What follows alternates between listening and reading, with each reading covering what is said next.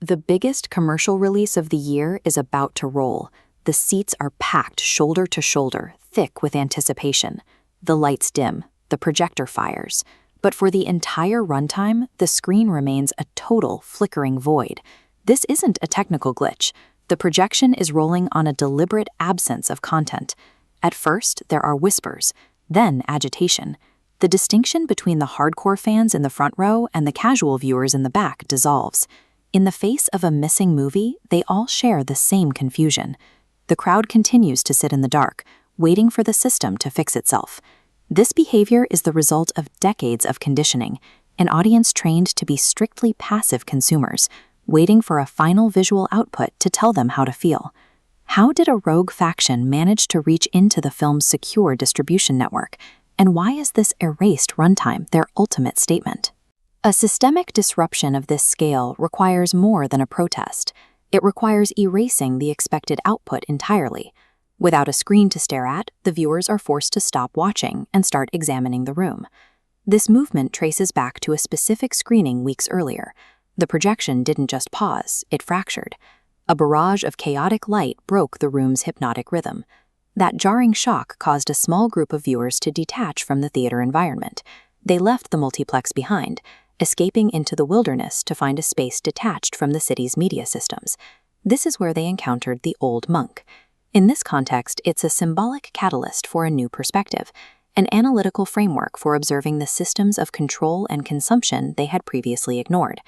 The group shifted from reacting emotionally to narratives to identifying the hidden psychological manipulations within them.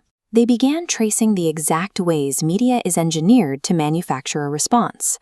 This diagram maps those cinematic inputs. Specific lighting, music, and pacing are wired directly to forced audience outputs. It's an assembly line for emotion, where the response is as constructed as the set. Intellectual liberation begins with a change in role. A passive viewer becomes a free observer, only when they focus on the structure of the media rather than the story it's telling. The group realized that protesting inside a theater was useless. The screen is merely the endpoint of a vast, unseen manufacturing pipeline. To have an impact, they had to go to the source. They moved operations upstream, infiltrating the production labs. Their target shifted to the physical masters, the origin of the entire distribution chain. The producer's reaction was strictly logistical. Rather than changing content, the system tightened its grip on regional distribution, locking down routing schedules.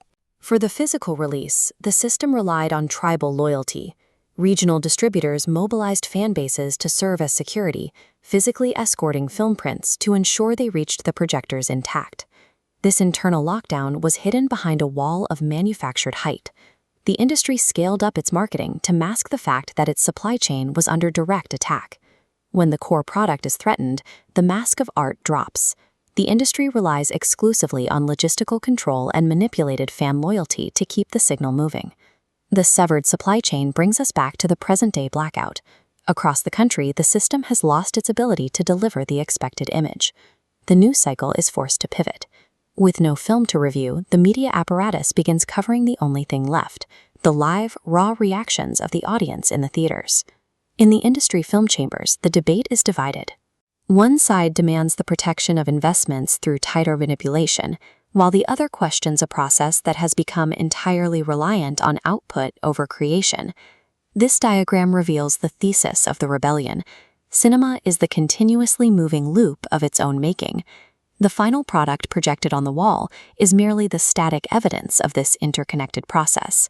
This philosophy is grounded in simple, tangible actions: a door closing, a TV turning on, dark rum being poured into a glass. These are the mundane mechanics of a reality that exists outside of a projector's beam. Understanding the mechanics of the system ends the status of the spectator. When the audience stops looking for the screen, they finally start seeing the room for what it is.